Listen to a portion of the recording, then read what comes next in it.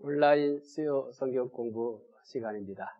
오늘은 제4강 욥의 두 번째 시험 공부하도록 하겠습니다. 먼저 욥기 2장 1절부터 10절까지 말씀 함께 읽겠습니다. 욥기 2장 1절부터 10절까지 말씀입니다. 말씀 함께 읽겠습니다. 또 하루는 하나님의 아들들이 와서 여호와 앞에 서고 사탄도 그들 가운데에 와서 여호와 앞에 서니 여호와께서 사탄에게 이르시되 내가 어디서 왔느냐? 사탄이 여호와께 대답하여 이르되 땅을 두루 돌아 여기저기 다녀왔나이다. 여호와께서 사탄에게 이르시되 내가 내 종 욥을 주의하여 보았느냐? 그와 같이 온전하고 정직하여 하나님을 경외하며 악에서 떠난 자가 세상에 없느니라. 내가 나를 충동하여 까닭 없이 그를 치게 하였어도 그가 여전히 자기의 온전함을 굳게 지켰느니라. 사탄이 여호와께 대답하여 이르되 가죽으로 가죽을 바꾸오니 사람이 그의 모든 소유물로 자기의 생명을 바꾸올지라. 이제 주의 손을 펴서 그의 뼈와 살을 치소서. 그리하시면 틀림없이 주를 향하여 욕하지 않겠나이까? 여호와께서 사탄에게 이르시되 내가 그를 내 손에 맡기노라. 다만 그의 생명은 해하지 말지니라. 사탄이 이에 여호와 앞에서 물러가서 욥을 쳐서 그의 발바닥에서 정수리까지 종기가 나게 한지라. 욥이 제 가운데 앉아서 질그릇 조각을 가져다가 몸을 긁고 있더니 그의 아내가 그에게 이르되 당신이 그래도 자기의 온전함을 굳게 지키느냐? 하나님을 욕하고 죽으라. 그가 이르되 그대의 말이 한 어리석은 여자의 말 같도다. 우리가 하나님께 복을 받았은즉 화도 받지 아니하겠느냐 하고 이 모든 일에 욥이 입술로 범죄하지 아니하니라. 아멘. 자, 먼저 지난주 공부한 것 복습을 좀 하겠습니다. 3강 복습입니다. 첫 번째 3강 소개한 것은 천상회의입니다. 욥기 1장 6절에 천상회의가 나옵니다. 천상회의 참석자는 하나님과 하나님의 아들들과 사탄입니다. 두 번째, 하나님은 욥을 어떻게 생각하십니까? 욥기 1장 8절입니다. 첫째는 욥은 온전합니다.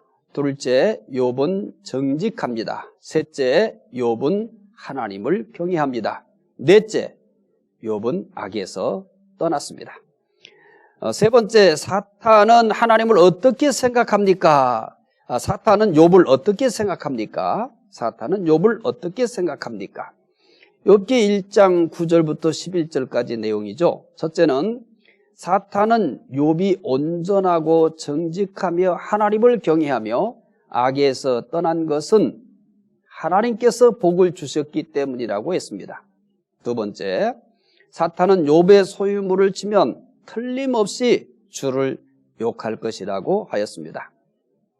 네 번째, 하나님은 사탄의 말에 어떻게 하십니까? 하나님은 사탄에게 욥의 소유물을 맡겼습니다. 다섯 번째, 소유물을 다 잃은 욥은 어떻게 합니까? 첫째는 욥이 소유물을 다 잃었습니다.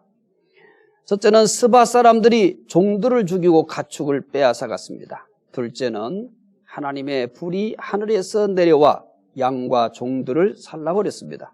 세 번째, 갈대아 사람들이 낙타를 빼앗고 종들을 죽였습니다. 네 번째, 태풍으로 집이 무너져 10자녀가 죽었습니다. 둘째, 소유물과 자녀를 잃은 욥의 태도. 첫째는 욥은 하나님께 예배 드렸습니다. 둘째, 욥은 하나님을 찬송하였습니다. 셋째, 욥은 범죄하지 않고 하나님을 원망하지도 않았습니다.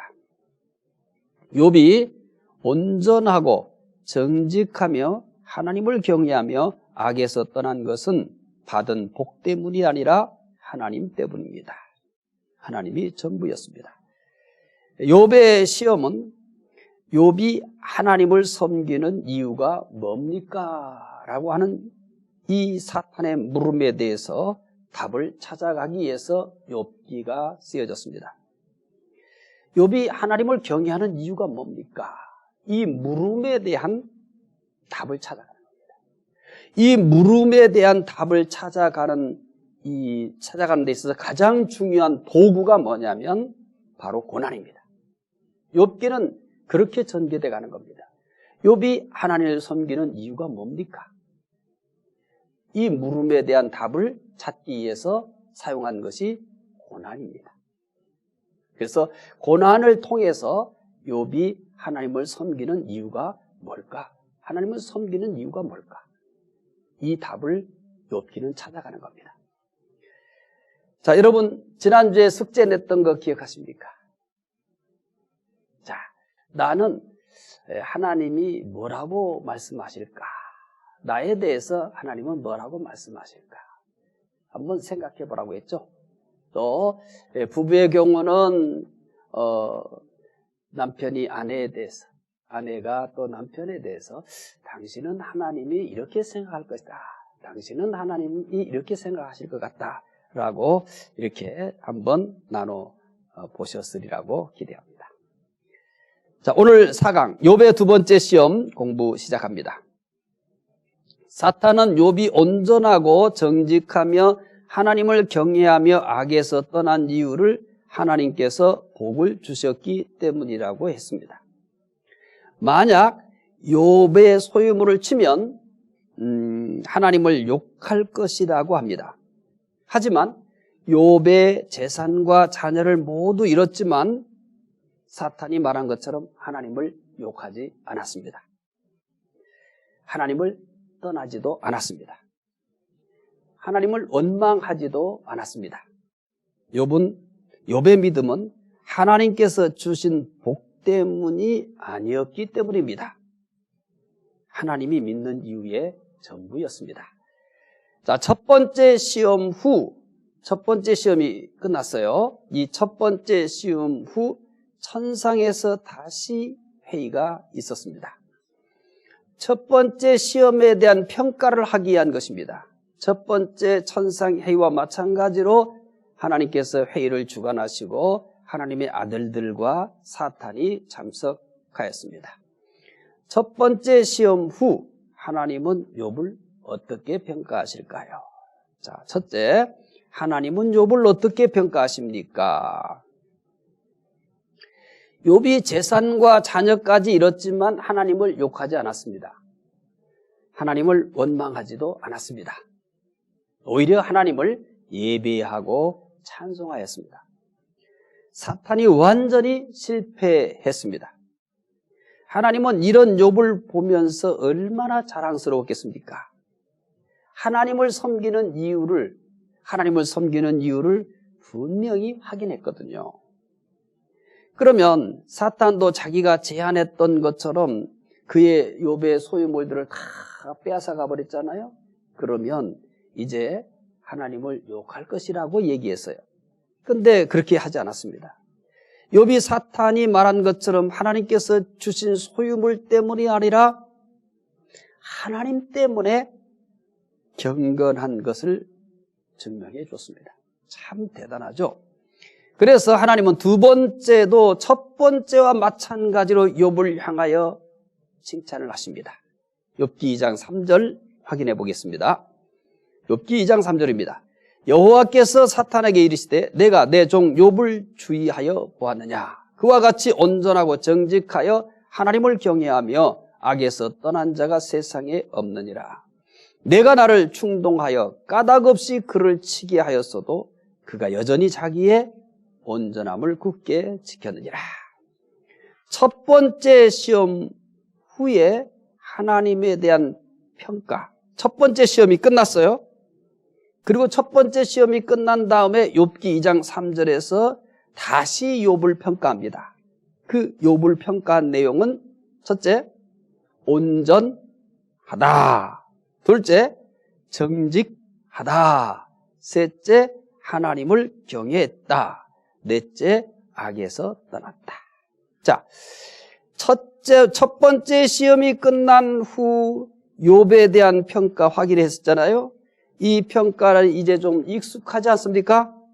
욥기 1장 1절, 1장 8절, 2장 3절에 나타난 욥에 대한 하나님의 평가를 비교해 보면 더욱 놀랍습니다. 그리고 여기에 놀라운 은혜가 있습니다.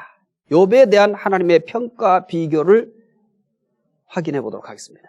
세 가지를 욥기 1장 1절, 욥기 1장 8절, 욥기 2장 3절 확인해 보겠습니다. 욥기가 어떻게 시작이 됩니까? 욥기 1장 1절은 욥을 소개하면서 시작합니다. 근데 욥을 어떻게 소개했어요? 온전하다, 정직하다, 하나님을 경외하다, 악에서 떠났다. 이렇게 욥기는 욥을 소개하면서 시작합니다. 욥기 1장 8절, 이제 천상회의에서 하나님의 아들들과 사탄이 모였어요. 거기에서 하나님이 직접 욥을 평가합니다.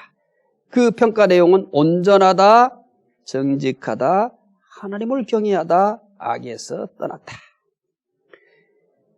그런데 이제 첫 번째 시험이 있었습니다. 첫 번째 시험은 욥이 이렇게 온전하고 정직하고 하나님을 경외하고 악에서 떠난 것은 소유물 때문이다. 사탄이 이렇게 평가합니다. 그러니까 하나님은 사탄에게 소유물을 맡깁니다. 사탄이 욥의 소유물을 다 빼앗아갔지만 변함이 없었습니다. 그래서 다시 욥기 2장 3절에서 첫 번째 시험이 끝난 후 하나님은 첫째 온전하다, 둘째 정직하다, 하나님을 경외하다, 악에서 떠났다. 그리고 욥기 2장 3절 이렇게 끝납니다. 어떻게 끝나는지 아십니까? 온전함을 굳게 지켰다. 그가 여전히 자기의 온전함을 굳게 지켰다. 그냥 굳게 지킨 게 아닙니다. 그가 여전히 자기의 온전함을 굳게 지켰다. 시험 전에도 온전함을 굳게 지켰어요. 시험 후에도 온전함을 굳게 지켰습니다. 하나님은 욥기를 시작할 때, 첫 번째 시험을 시작할 때, 그리고 두 번째 시험을 이제 시작할 때 모두 욥을 똑같이 평가합니다. 두 번째 시험 전에는 똑같이 평가할 뿐만 아니라 한 가지를 첨가했죠. 2절 끝부분에 그가 여전히 자기의 온전함을 굳게 지켰느니라. 욥에 대한 하나님의 신뢰는 변하지 않습니다.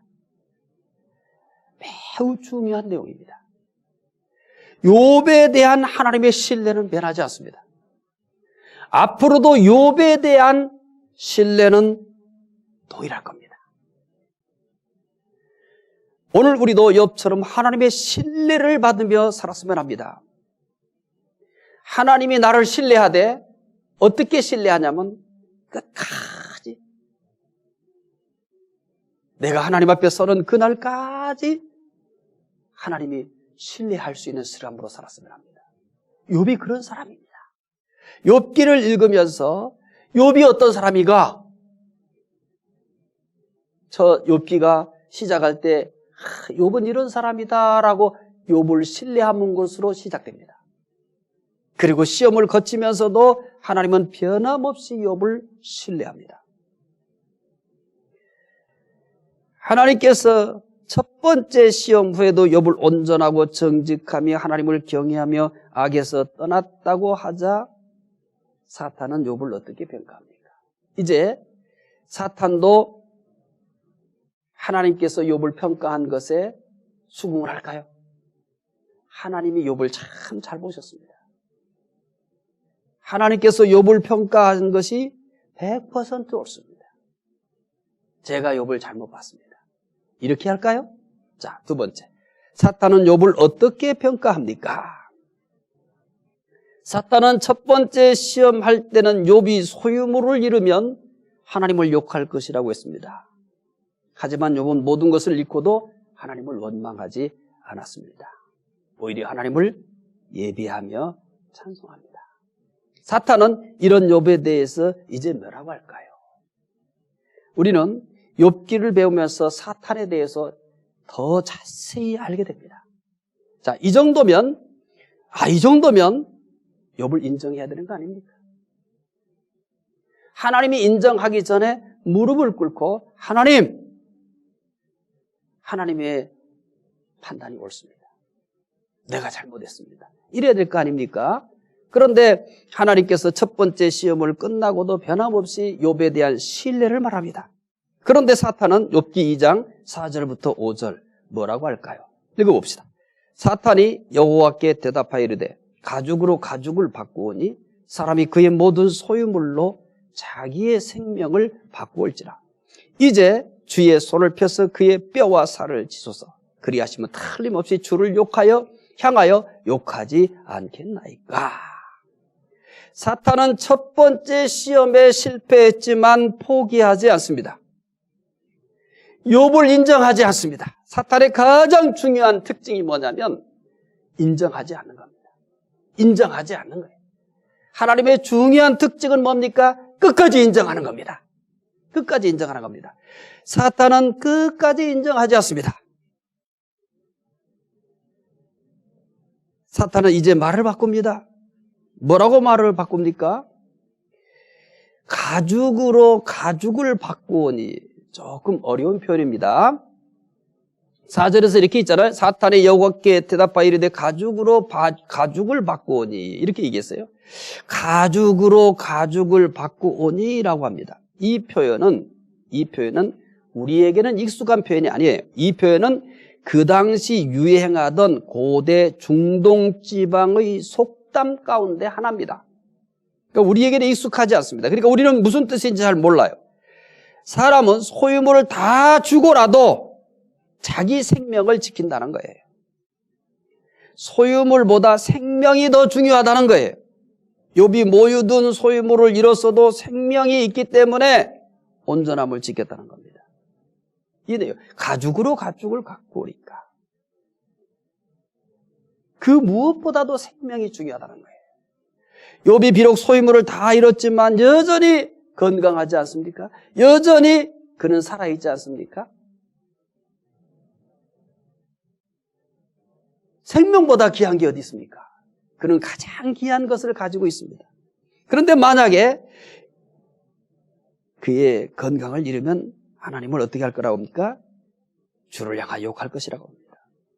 욥에 대한 사탄의 두 번째 평가는 뼈와 살을 치면 틀림없이 하나님을 욕할 것이라고 합니다.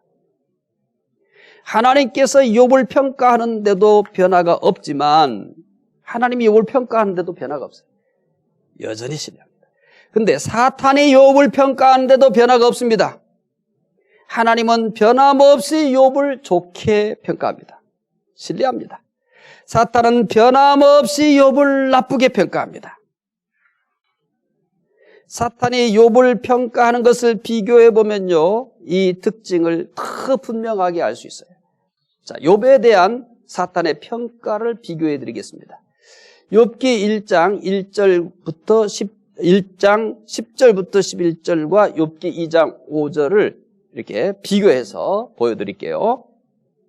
먼저 욥기 1장 10절에서 11절, 이 첫 번째 시험 전에 했던 얘기죠. 첫째는 소유물이 넉넉하도록 복을 주셨기 때문이다. 둘째, 소유물을 치면 주를 욕할 것이다. 자, 그런데 사탄이 소유물을 다 뺏었지만 욥은 하나님 욕하지 않았거든요. 그러니까 인정해야 되잖아요. 절대 인정하지 않습니다. 이제 욥기 2장 5절은 뼈와 살을 치면 주를 욕할 것이다. 이렇게 얘기합니다. 사탄의 특징은 첫 번째 시험 후에도 그대로 나타납니다. 사탄은 항상 하나님을 대적합니다. 그리고 사람을 죄에 빠지게 합니다. 하나님은 첫 번째 시험 후에도 욥을 신뢰했습니다. 사탄은 이때도 하나님의 신뢰를 거부합니다. 또한 욥의 온전함을 인정하지 않습니다. 그래서 뼈와 살을 치면 하나님을 욕할 것이라고 합니다. 사탄은 항상 부정적인 존재입니다. 하나님도 부정하고 욥도 부정합니다. 사탄은 긍정적 존재가 아닙니다. 부정적인 존재입니다. 우리 안에 있는 부정적 특성은 하나님의 특성을 담는 게 아닙니다. 우리 안에 존재하고 있는 부정적인 특성은 절대 하나님의 속성을 닮은 게 아닙니다. 우리 안에 있는 이 부정적인 속성은 우리의 죄로 인해서 가지고 있는, 우리가 부패함으로 인해서 여전히 존재하고 있는 사탄적인 속성입니다. 나 자신에 대해서 부정적이든 하나님에 대해서 부정적이든 다른 사람에 대해서 부정적이든 이 부정적이라고 하는 이 특성 자체가 절대 하나님의 속성이 아닙니다. 사탄적인 속성입니다. 우리 안에는 이 속성을 다 빼내기가 굉장히 어렵습니다. 순간적으로 나 자신에 대해서 부정적으로 생각할 때가 많습니다. 또 사람에 대해서 순간적으로 마음에 안 들면 부정적으로 평가합니다. 하나님에 대해서도 마찬가지예요. 이 특성을 성경에서 보여주고 있는 이유가 뭡니까? 우리가 이러한 부정적인 특성이 나에게 나타날 때 이 부정적인 특성에 그대로 끌려가면 안 됩니다. 우리가 이 부정적인 특성에서 빨리 빠져나와야 됩니다. 예수 그리스도의 능력으로 빠져나와야 됩니다. 사탄의 부정적 특징은 지금도 변함이 없습니다. 사탄은 시간이 갈수록 더 많은 사람들에게 부정적 특징을 심어줍니다. 그 결과 시간이 갈수록 더 많은 사람들이 하나님을 부정하고 믿는 사람을 부정하고 다른 사람을 부정합니다. 세월이 갈수록 시간이 갈수록 이 부정적인 특성은 축소되는 것이 아니라 더 확장됩니다. 하지만 믿는 사람은 오래 믿을수록 또 우리가 예수 그리스도를 닮아갈수록 부정적인 속성이 축소되어져 갑니다. 완전히 사라지면 좋겠는데 그것은 우리가 불가능합니다. 여전히 우리도 죄 가운데 있습니다. 여전히 우리는 불완전한 가운데 있습니다. 우리를 의라고 하는 것은 하나님께서 예수 그리스도의 보혈 피를 통해서 의롭다고 인정하시는 겁니다. 우리의 행위에 근거하고 있는 게 아니에요. 우리들의 속성에 근거하고 있는 게 아니에요.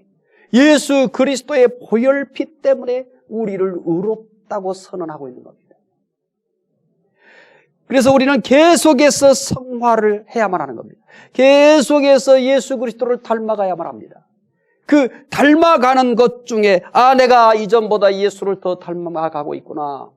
내가 참 작년보다 더 내가 성화되어 가고 있구나 라고 하는 것들을 확인해 줄 수 있는 것 중에 하나가 뭐냐면 내가 얼만큼 부정적인 특성들이 줄어들었는가. 나에 대해서든 또 다른 사람에 대해서든 또 하나님에 대해서든. 이제 사탄의 속성을 잘 보셔야 됩니다. 그냥 이 말씀을 보면서 그냥 여러분 지식으로 끝나면 안 됩니다. 우리가 성경을 공부하는 가장 중요한 이유는 이런 것들을 얻기 위해서 그렇습니다. 욥기를 통해서 우리가 얻을 수 있는 것이 한두 가지가 아닙니다. 특히나 이제 욥의 고난과 관련되어서 가장 중요한 것은 이 사탄의 부정적 속성 때문에 이게 시작이 된 겁니다.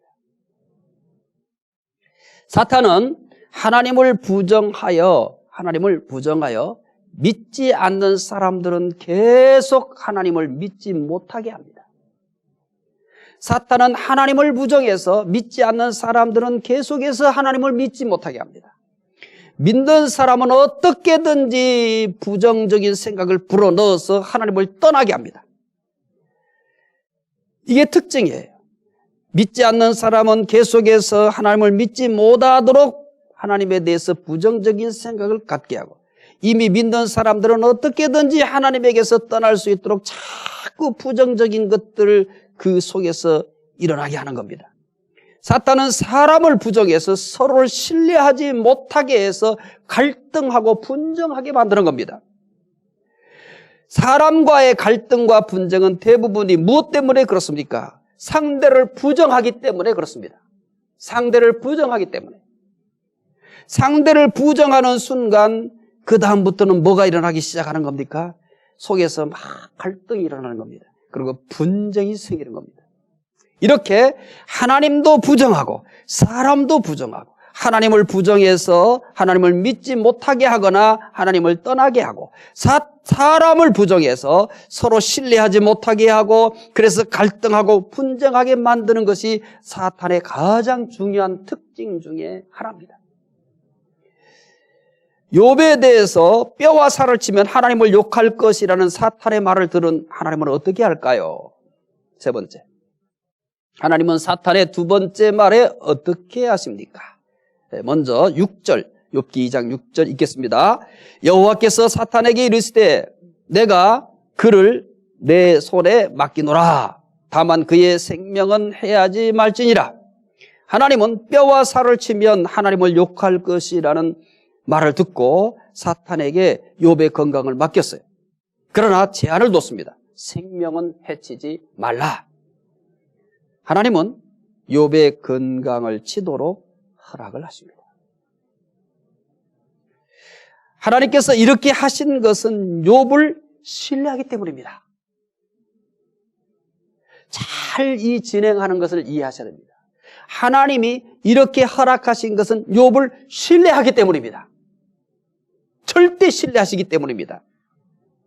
욥이 여전히 온전하고 정직하고 하나님을 경외하며 악에서 떠난 것은 복 때문이 아니라 그리고 건강 때문도 아니라 하나님 때문이라는 것을 하나님은 확신하고 계십니다.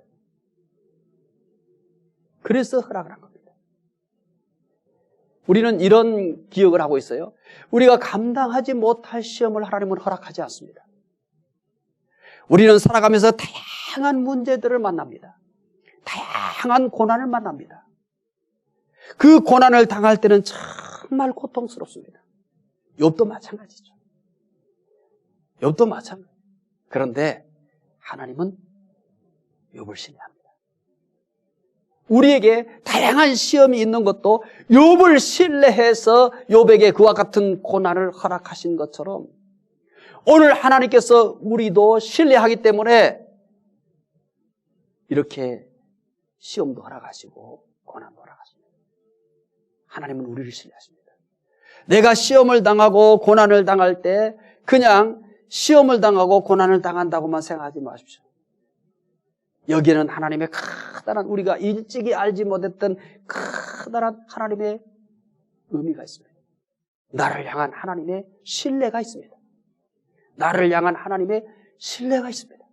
신뢰하지 않으면 허락하지 않습니다. 하나님은 욥을 신뢰했습니다. 그래서 사탄이 이렇게 살과 뼈를 치면 주를 욕할 것이다 라고 하자 사탄에게 욥의 건강을 치라고 허락을 한 겁니다. 네 번째, 건강을 잃은 욥은 어떻게 합니까? 사탄은 욥을 괴롭히고 쓰러뜨리는 것이 사명인 것 같습니다. 사탄은 어떻게든지 하나님에게서 떠나게 하고 또 한 사람을 쓰러뜨리는 것. 근데 뭐와 연관이 돼 있어요? 하나님과 연관되어 있습니다. 잊지 마셔야 됩니다. 지금 이 싸움은 욥 개인의 인격적인 싸움이 아니에요. 하나님과 연관이 되어 있습니다. 첫 번째 시험도 뭐와 연관이 되어 있습니까? 하나님과 연관이 되어 있습니다. 소유물을 치면 하나님을 욕할 것이다. 두 번째 시험도 마찬가지. 살과 뼈를 치면 하나님을 욕할 것이다. 우리가 받는 중요한 시험들은 대다수 하나님과 관련되어 있는 겁니다. 우리 신앙에 대한 도전인 것입니다. 우리 신앙에 대한 시험인 것입니다. 그것이 우리가 때로는 느끼지 못해요. 경제적인 문제로만 우리가 인식할 때도 있어요. 건강에 대한 문제로만 인식할 수 있어요. 사람과의 관계로만 인식할 수 있어요. 그러나 근원적인 것은 뭐냐면 하나님과 연관되어 있습니다. 우리가 만나는 모든 시험들은 하나님과 연관되지 않은 것이 하나도 없습니다. 지금 사탄이 끊임없이 물고 늘어지는 것이 뭐냐면 하나님을 욕하는 겁니다. 하나님에게서 떠나게 하는 겁니다. 그것이 사탄이 보고 싶은 겁니다. 그래서 끊임없이 뭐에 소유물을 치면 하나님을 욕할 거라고 얘기하잖아요. 또 살과 뼈를 치면 어떻게 할 거라고요? 하나님을 욕할 것이라고 하잖아요. 이 고난의 가장 근원, 이 고난의 가장 깊은 그 뿌리에는 뭐가 있어요? 하나님과의 관계가 있습니다. 우리는 욥기를 통해서 이거를 보고 읽어내는 것이기 때문에 알지만 욥은 모릅니다. 당사자는 몰라요. 오늘을 살아가는 우리도 참 몰라요. 그런데 감사한 것은 이 욥기를 통해서 이 모든 시험의 뿌리 속에는 하나님과 연관되어 있다는 것을 이 욥기를 통해서 보여주는 겁니다. 오늘 온라인 수요 성경 공부, 욥기를 공부하시는 분들은 이 깊은 이 시험의 가장 깊은 곳에 있는 그 근원적인 것, 그 뿌리를 봤으면 합니다. 하나님과 연관이 되어 있습니다. 건강을 이루는 욥은 어떻게 합니까? 사탄은 욥을 괴롭히고 쓰러뜨리는 것이 사명인 것 같아요. 근데 욥을 쓰러뜨린다는 것은 어떤 의미일까요? 하나님에게서 떠나는 겁니다. 하나님을 욕하는 겁니다. 욥이 쓰러진다는 것은 뭘 의미하냐면 인간적으로 쓰러지는 게 아닙니다. 사실 이미 망했잖아요. 소유물 다 잃었잖아요. 자녀도 다 떠났잖아요. 그러니까 인간적인 면에서는 이미 망한 거예요. 더 망할 게 뭐 있겠어요? 그런데 그게 진짜 망하는 게 아니에요. 욥이 진짜 망하는 것은 소유물을 잃는 게 아니에요. 명예를 잃는 게 아니에요. 지위를 잃는 게 아니에요. 하나님을 잃는 겁니다. 그것이 욥이 진짜 망하는 겁니다. 욥이 이 사탄이 정말 보고 싶은 것은 욥이 망하는 거예요. 근데 욥이 망하는 것은 소유물을 잃는 것이 아니고 건강을 잃는 것이 아니에요. 뭐냐면 하나님을 잃는 겁니다. 하나님을 잃는 거예요. 오늘 이 말씀을 잘 깨달았으면 좋겠어요. 진짜 망하는 것은 무엇을 의미하는 거냐면 하나님을 잃는 겁니다. 다른 것은 영원하지 않습니다. 다른 것은 언제든지 회복 가능한 겁니다. 그러나 하나님을 잃으면 어떻게 할 수 없는 겁니다. 지금 욥을 망하게 하는 데 있어서 지금 사탄이 힘쓰고 있는 것은 소유물 자체가 아닙니다. 소유물을 제거해서 어떻게든지 하나님에게서 떠나게 만드는 겁니다. 이게 진짜 망하는 거예요. 건강을 쳐가지고 하나님에게서 떠나게 하는 겁니다. 욥이 망하는 것은 하나님을 욕하는 겁니다. 하나님을 떠나는 겁니다. 자, 봅시다. 첫째, 발바닥에서 정수리까지 종기가 났습니다. 7절 보겠습니다. 사탄이 이에 여호와 앞에서 물러가서 욥을 쳐서 그의 발바닥에서 정수리까지 종기가 나게 한지라. 사탄은 욥의 건강을 빼앗아갔습니다. 발바닥에서 정수리까지 종기가 나게 했습니다. 발바닥에서 정수리까지라는 것은 몸 전체를 의미합니다. 욥의 몸은 성한 곳이 없습니다. 종기로 가득합니다. 종기가 한두 개만 있어도 매우 고통스럽습니다. 그런데 몸 전체가 종기로 가득했을 때 어떻겠습니까? 몸이 바로 지옥이었습니다. 몸이 바로 지옥이에요. 적어도 욥에게 있어서는 몸이 지옥이었습니다. 뭐 욥과 비교할 수는 없지만 저도 이제 온 몸에 피부에 좀 이상이 있어서 이게 지옥이 아니냐 이걸 정말 느꼈어요. 얼마나 고통스러웠던지 이게 지옥이다. 그래서 제가 이 표현을 쓰는 거예요. 몸이 지옥이다. 욥은 다른 데 지옥이 아니에요. 지금 욥의 몸 자체가 지옥처럼 되어버린 겁니다. 자, 두 번째 봅시다. 욥은 재 가운데 앉아서 질그릇 조각으로 몸을 긁고 있었습니다. 8절 봅시다. 욥이 재 가운데 앉아서 질그릇 조각을 가져다가 몸을 긁고 있더니 몸에 종기가 가득하자 욥은 재 가운데 앉았습니다. 재 가운데 앉는다는 것은 이 재 가운데 우리는 이게 쉬운 표현은 아니잖아요. 우리 문화와 다르니까. 그런데 이 당시 문화는 재 가운데 앉는다는 것은 비참함의 표현입니다. 비참함의. 하만이 여러분 이런 문화를 확인할 수 있어요. 하만이 유다인을 다 죽이려고 할 때 모르드게가 자기 옷을 찢고 굵은 베옷을 입고 재를 뒤집어 쓰고 통곡했어요. 그 당시 문화입니다. 욥이 재 가운데 앉는 것도 자신의 비참함 때문이에요. 욥은 재 가운데 앉는 것이 다가 아니에요. 2장 8절 다시 읽어봅시다. 욥이 재 가운데 앉아서 질그릇 조각을 가져다가 몸을 긁고 있더니, 욥은 재 가운데 앉았을 뿐만 아니라 질그릇 조각으로 몸을 긁고 있습니다. 욥이 재 가운데 앉아서 질그릇 조각으로 몸을 긁고 있는 것은 고통의 심각성을 보여주는 겁니다. 얼마나 고통스러워하는지를 설명하기보다는 지금 행동을 그대로 기록을 했어요. 그러면 이 성경이 기록됐을 당시는 사람들이 욥이 얼마나 괴로웠는지 아세요? 이랬어요 라고 하는 이런 설명보다는 재 가운데 앉아서 질그릇 조각으로 몸을 긁고 있는 이 행동을 그대로 이렇게 여기에 기록하면 그 심각성을 충분히 이해할 수 있습니다. 몸 전체에 난 종기가 얼마나 고통스러웠으면 질그릇 조각으로 몸을 긁겠습니까? 욥은 이렇게 하지 않고는 견딜 수 없을 정도로 고통스러웠을 겁니다. 자, 셋째, 아내는 욥을 저주하며 떠났습니다. 욥의 아내는 가장 가까이 욥의 고난을 다 보았습니다. 자녀들은 이제 먼저 죽었기 때문에 욥이 얼마나 괴로워하는지를 모르겠죠. 그런데 욥의 아내는 가장 가까이서 욥의 고난을 다 지켜봤습니다. 그렇다면 누구보다도 욥을 잘 이해할 수 있습니다. 그 괴로워하고 그 몸부림치는 모습을 다 봤어요. 그렇다면 누구보다도 욥을 위로하며 붙들어줘야 됩니다. 힘이 되어줘야 됩니다. 욥 곁에서 유일하게 힘이 되어주고 붙들어줄 수 있는 유일한 사람은 욥의 아내 아닙니까? 욥의 아내는 어떻게 했을까요? 2장 9절 읽읍시다. 그의 아내가 그에게 이르되 당신이 그래도 자기 온전함을 굳게 지키느냐 하나님을 욕하고 있구나. 욥의 아내는 남편인 욥에게 하나님을 욕하고 죽으라고 합니다. 아내이지만 욥을 도저히 이해할 수 없었던 것 같습니다. 재산과 열전야를 다 잃었을 때도 하나님께 예배드리며 찬송하며 하나님을 경외합니다. 이때도 정말 꼴보기 싫었어요.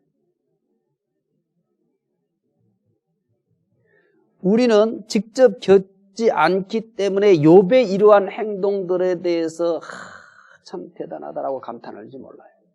그런데 욥의 아내가 되어서 욥이 하는 모습을 봤을 때 어떨 것 같아요? 기가 찰 거 아니겠습니까? 재산을 다 잃었어요. 자녀도 다 잃었어요. 그런데도 여전히 하나님께 예배드리며 하나님을 찬송하며 하나님을 경외합니다. 이것이 여러분 이 욥의 아내 입장에서 정말 존경스럽게 보였을까요?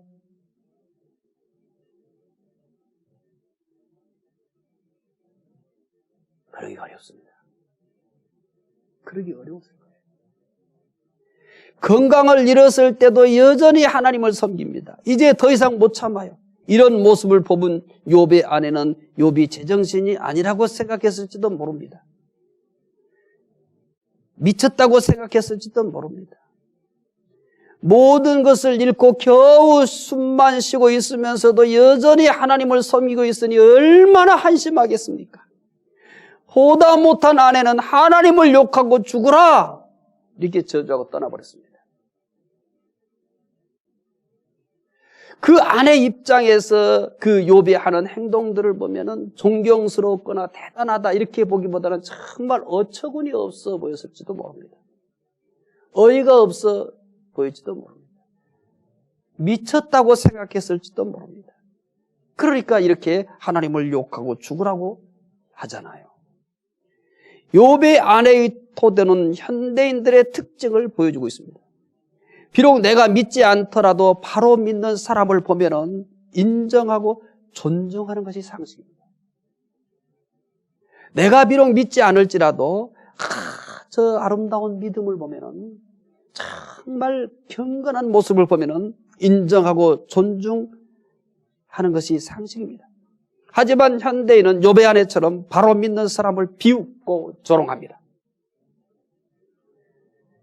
바로 믿는 것이 어떤 사람들에게는 한심하게 보일 수도 있습니다. 믿는 것이 항상 합리적이거나 이성적인 것이 아니기 때문입니다. 이 부분에 대해서 잘 기억해 주셨으면 좋겠어요. 믿는 것이 항상 합리적이거나 이성적인 것은 아닙니다. 물론 믿는 것이 항상 비합리적이거나 비이성적인 것도 아닙니다. 믿는 것도 보편적으로는 합리적이며 이성적입니다.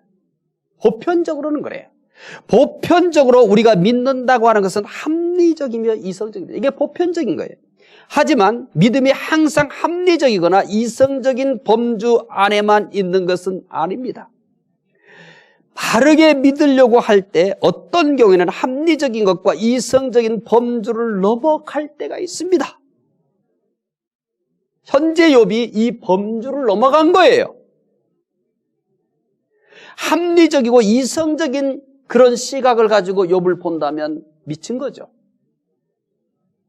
우리의 신앙이 보편적으로는 합리적이고 이성적이지만 그러나 바르게 믿으려고 할 때 어떤 경우에는 바르게 믿으려고 했을 때는 이 합리적이고 이성적인 이 범주를 넘어가야 할 때만 있습니다. 넘어가야 할 때가 있어요. 욥이 지금 이 상황입니다. 욥의 지금 상황은 합리적이고 이성적인 범주를 넘어선 믿음의 모습입니다. 욥의 상황에서는 합리적이고 이성적인 범주를 넘어가야만 하는 그런 믿음의 상황인 겁니다. 그래서 욥의 아내가 욥에게 하나님을 욕하고 죽으라 하면서 떠나버린 것입니다. 나의 믿음은 항상 합리적이고 이성적인 범주에만 있습니까? 보편적으로는 우리의 믿음이 합리적이고 이성적인 범주 아래 있다고 말씀을 드렸습니다. 그러나 항상 그럴 수는 없습니다. 때로는 바로 믿기 위해서 이 범주를 넘어가야 할 때가 있습니다. 현재 우리의 상황은 이 범주를 넘어가야 할 때입니다. 코로나19 이 상황은 욥처럼 합리적이고 이성적인 범주를 넘어가야 할 때입니다. 우리는 합리적이고 이성적인 범주를 넘어가야 할 때를 지금 지나고 있는 겁니다. 우리의 믿음이 무시당하고 조롱거리가 되고 있는 상황에서 욥처럼 이것을 뛰어넘는 용기가 필요한 때입니다. 우리의 믿음이 항상 합리적이고 이성적인 범주를 넘어가 있는 것은 아니에요. 욥이 이렇게 고난을 당할 때 이렇게 아무도 이해할 수 없는, 아내마저도 이해할 수 없는, 물론 자신도 이해하지 못하는 고난입니다. 우리는 성경을 통해서 알고 있는 거고요. 그러나 이 고난을 당하는 당사자인 욥은 모릅니다. 이 상황에서, 이 고난에서 욥에게 요구되는 믿음은 합리적이고 이성적인 범주를 뛰어넘는 겁니다. 이것은 합리적이고 이성적인 범주를 가지고서는 도저히 불가능한 일입니다. 합리적이고 이상적인 그런 범주 안에 있을 때 우리는 이런 도전을 받을 겁니다. 내가 이렇게 잘 믿었는데, 내가 이렇게 경건했는데, 내가 이렇게 잘못한 게 없는데 어떻게 해서 내 재산이 다 사라져가? 어떻게 해서 한 자녀도 아니고 10자녀가 다 사라져가? 이게 끝이 아니야? 나 건강까지 잃어버렸어. 우리는 만약에 이 상황에서 합리적이고 이성적인 범주 안에만 머물러 있다면 반드시 하나님을 욕하게 됩니다. 내가 헛믿었어. 내가 잘못 믿었어. 하나님은 어디 계셔? 이게 합리적이고 이상적인 범주에만 있을 때 우리에게 찾아오는 도전인 겁니다. 그래서 이럴 때는 이 합리적이고 이성적인 범주를 뛰어넘어가야 하는 믿음인 겁니다. 지금이 바로 우리는 그런 믿음을 요구하고 있는 상황입니다. 합리적이고 이성적인 범주를 뛰어넘어야 함에 대한 도전을 받고 있는 것이 오늘 현재 우리들의 모습이라고 보시면 됩니다. 욥의 아내의 말 중에 그냥 지나칠 수 없는 것이 있습니다. 하나님을 욕하고 죽으라는 말입니다. 이 말이 매우 익숙할 겁니다. 사탄의 말과 욥의 아내의 말을 비교해 보면 쉽게 알 수 있습니다. 이제 비교를 해드리겠습니다. 사탄의 말과 욥의 아내의 말의 비교입니다. 사탄, 주를 향하여 욕하지 않겠나이까? 이제 첫 번째 시험을 할 때고요. 두 번째 시험을 할 때 또 주를 향하여 욕하지 않겠나이까? 욥의 아내는 이렇게 얘기합니다. 하나님을 욕하고 죽어라. 사탄이 첫 번째 시험을 할 때도 욥의 소유물을 치면 하나님을 욕할 것이라고 했습니다. 두 번째 시험을 할 때도 욥의 건강을 치면서 하나님을 욕할 것이라고 했습니다. 사탄은 반복적으로 하나님을 욕할 것이라고 했습니다. 이 말을 욥의 아내가 그대로 받아서 합니다. 욥의 아내는 마치 사탄의 대변인 같이 행동합니다. 사탄은 욥의 아내까지 사용한 겁니다. 사탄이 하와를 이용하여 남편인 아담을 죄짓게 한 것과 똑같습니다. 사탄은 나와 가장 가까운 사람을 도구로 사용합니다. 사람으로 시험에 드는 경우가 대부분 가장 많은 이유도 여기에 있습니다. 자, 네 번째, 건강을 잃은 욥의 태도입니다. 재산을 다 잃은 것은 큰 위기입니다. 건강을 잃은 것도 큰 위기입니다. 그러나 이런 것들보다 더 큰 위기가 있습니다. 고난당할 때 하나님을 의지하지 않는 것이 가장 큰 위기입니다. 욥이 소유물을 잃었을 때 하나님을 의지하였습니다. 건강을 잃었을 때 어떻게 할까요? 10절입니다. 첫째, 복을 받았으니 화도 받을 수 있다고 합니다. 10절 읽읍시다. 그가 이르되 그때의 말이 한 어리석은 여자의 말 같도다. 우리가 하나님께 복을 받았은즉 화도 받지 아니하겠느냐고 이 모든 일에 욥이 입술로 범죄하지 아니라. 욥은 소유물을 다 잃었습니다. 10자녀도 잃었습니다. 건강도 잃었습니다. 욥은 겨우 숨만 쉬고 있습니다. 욥은 이런 고난을 당하면서도 우리가 하나님께 복을 받았은즉 화도 받지 아니하겠느냐라고 말합니다. 욥은 모든 것을 잃은 상황에서도 하나님의 절대 주권을 인정합니다. 욥의 이런 신앙은 사탄의 말이 틀렸다는 것을 증명합니다. 사탄은 욥이 온전하게 하나님을 섬기는 것은 하나님께서 소유물의 복을 주셨기 때문이라고 하였습니다. 또한 건강 때문이라고 하였습니다. 하지만 욥은 소유물이 다 사라지고 건강까지 사라져도 온전하게 하나님을 섬겼습니다. 오직 하나님 때문에 하나님을 온전히 섬겼습니다. 하나님의 절대 주권을 인정하는 욥의 신앙입니다. 욥의 가장 중요한 신앙의 핵심은 뭐냐면 하나님의 절대 주권을 인정하는 겁니다. 그래서 이렇게 하는 거예요. 주신 자도 여호와시오 취하시는 자도 여호와시오. 우리가 복을 받았은즉 화를 받을 수도 있지 않겠느냐. 절대 주권입니다. 욥의 가장 신앙의 중요한 핵심이 뭐냐면 하나님의 절대 주권을 인정하는 겁니다. 하나님의 절대 주권을 인정하는 것은 복을 주는 것도 인정하지만 때로는 그것을 가져가는 것도 인정하는 것이 절대 주권을 인정하는 신앙입니다. 복을 주시는 것도 믿지만 때로는 화를 주시는 것도 믿을 수 있는 것이 하나님에 대한 절대 주권을 인정하는 신앙입니다. 욥의 신앙은 어떤 신앙이냐고 물어보면 하나님의 절대 주권을 인정하는 신앙이다. 욥기 끝날 때까지 끊임없이 이 절대 주권에 대한 이야기가 나올 겁니다. 솔로몬은 전도서를 통해서 하나님의 절대 주권을 소개합니다. 전도서 3장 1절부터 11절입니다. 읽어보겠습니다. 범사에 기한이 있고 천하 만사가 다 때가 있나니 날 때가 있고 죽을 때가 있으며 심을 때가 있고 심은 것을 뽑을 때가 있으며 죽일 때가 있고 치료할 때가 있으며 헐 때가 있고 세울 때가 있으며 울 때가 있고 웃을 때가 있으며 슬퍼할 때가 있고 춤출 때가 있으며 돌을 던져버릴 때가 있고 돌을 거둘 때가 있으며 안을 때가 있고 않는 일을 멀리할 때가 있으며 찾을 때가 있고 잃을 때가 있으며 지킬 때가 있고 버릴 때가 있으며 찢을 때가 있고 꿰맬 때가 있으며 잠잠할 때가 있고 말할 때가 있으며 사랑할 때가 있고 미워할 때가 있으며 전쟁할 때가 있고 평화할 때가 있느니라. 일하는 자가 그의 수고로 말미암아 무슨 이익이 있으랴. 하나님이 인생들에게 노고를 주사 애쓰게 하신 것을 내가 보았노라.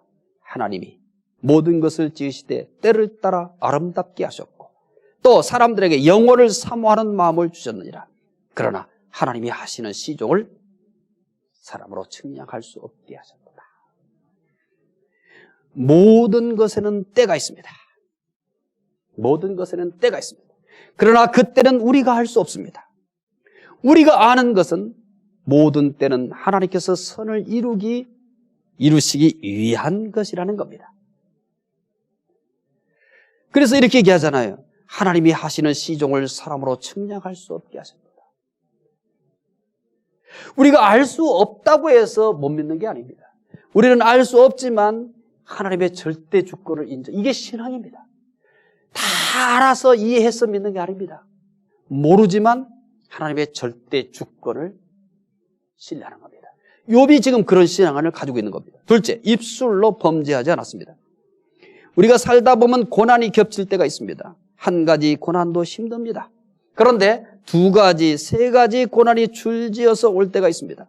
이럴 때는 생각이 복잡해집니다. 감정이 요동칩니다. 그 결과 믿음도 흔들립니다. 의심도 생깁니다. 원망도 생깁니다. 욥은 소유물을 다 잃었습니다. 10자녀를 잃었습니다. 건강도 잃었습니다. 아내는 하나님을 욕하고 죽으라고 저주하면서 떠나버렸습니다. 내가 욥이라면 어떻게 하겠습니까? 상상하는 것도 싫을 겁니다. 10절, 2장 10절 다시 읽어봅시다. 그가 이르되 그대의 말이 한 어리석은 여자의 말 같도다. 우리가 하나님께 복을 받았은즉 화도 받지 아니하겠느냐 하고 이 모든 일에 욥이 입술로 범죄하지 아니하니라. 욥은 입술로 범죄하지 않았습니다. 욥의 온전한 신앙은 상상을 초월합니다. 그런데 우리에게 욥기를 주신 것은 하나님께서 우리도 기대하시기 때문입니다. 어떤 어려움 속에서도 온전하게 하나님을 섬기는 모습을 기대하기 때문에 욥기를 주신 겁니다. 욥기를 통해서 하나님의 절대 주권을 믿게 하고 싶은 겁니다. 욥기를 통해서 우리가 하나님을 섬기는 이유가 하나님께서 주신 복이 아니라 또 건강도 아니라 하나님 때문에, 하나님 한 분 때문에 내가 믿는 겁니다. 영원한 것은 하나님밖에 없습니다. 내가 알고 있는 것은 하나님의 절대 주권밖에 모릅니다. 그가 어떤 일을 하실지 모릅니다. 그런데 나는 아는 것이 하나 있습니다. 모든 주권이 그분께 있다는 겁니다. 그분이 어떤 일을 하실지는 모릅니다. 그러나 모든 주권이 하나님께 있는 것만은 압니다. 욥은 그런 신앙이었습니다. 하나님의 절대 주권을 믿는 신앙입니다. 또 하나님, 그것이 하나님 하나님 자체가 그가 하나님을 경외하는 이유의 전부입니다. 4강 복습합시다.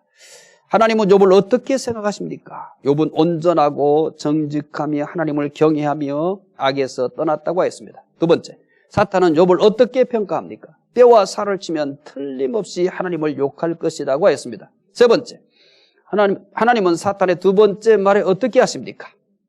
하나님은 욥의 건강을 치도록 허락하셨습니다. 네 번째, 건강을 잃은 욥은 어떻게 합니까? 발바닥에서 정수리까지 종기가 났습니다. 욥은 제 가운데 앉아서 질그릇 조각으로 몸을 긁고 있었습니다. 세 번째, 아내는 욥을 저주하며 떠났습니다. 네 번째, 건강을 잃은 욥의 태도, 복을 받았으니 화도 받을 수 있다고 합니다. 그리고 입술로 범죄하지 않았습니다. 오늘 여기까지 공부하겠습니다.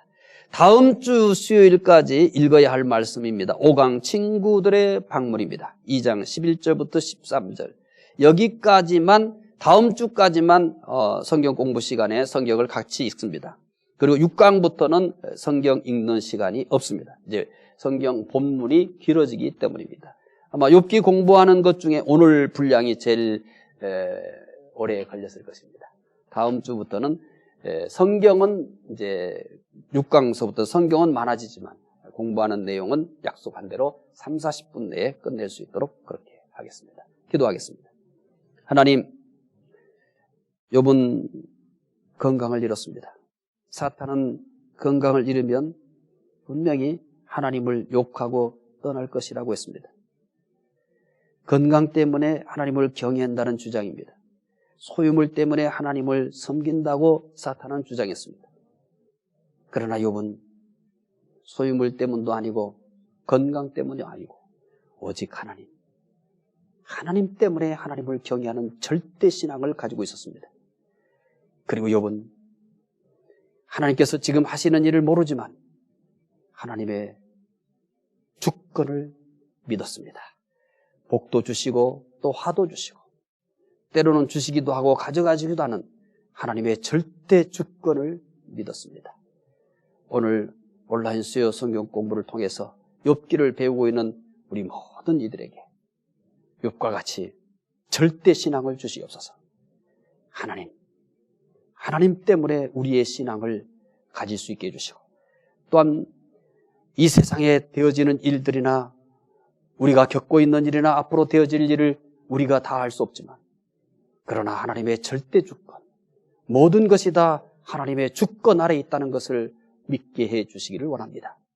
오늘 배운 말씀 꼭 필요한 것들을 잘 기억해서 그 말씀 붙들고 살게 해 주시옵소서. 다음 주에 계속해서 욥기를 공부할 때 성령께서 감동시켜 주셔서 이 욥기 공부를 통하여 많은 은혜, 특별히 이 어려운 시대를 잘 이겨갈 수 있는 힘이 되게 해주시기 원합니다. 감사하며 예수님 이름으로 기도드리옵나이다. 아멘.